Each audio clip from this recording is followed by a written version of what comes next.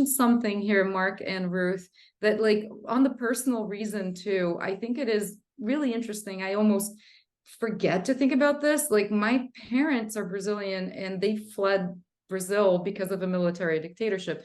And I was born in America because they were in self-exile during a military dictatorship who was being orchestrated by America. So it's all very complicated. They ended up here seeking protection in the very country that was, you know, causing the harm.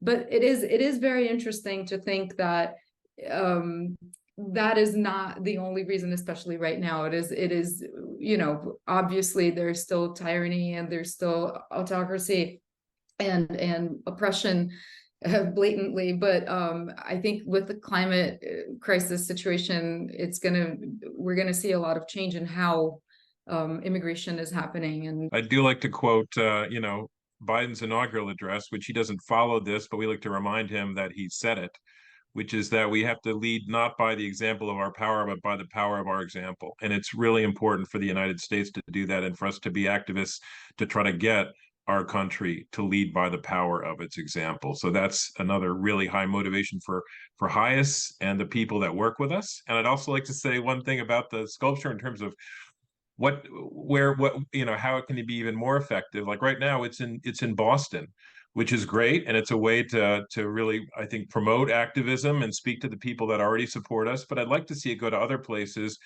where it will inspire more conversations and controversy, because I think too often at HIAS and elsewhere we preach to the converted, and we need to start talking to the people who are skeptical, but who have the possibility of opening up their hearts and their minds to the stranger and to welcoming them.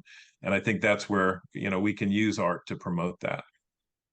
oh my God, we are so much in the same page. It is absurd. And I just want to really thank you for mentioning this thing of like fixing the problems at the root of like, yes, there are alternatives. Yes, there are ways to address this that are not just like changing what happens at the border. It's literally changing the how government works, how external relationships with government work, how oppressive systems work, and so on and so forth. Thank you. That's brilliant.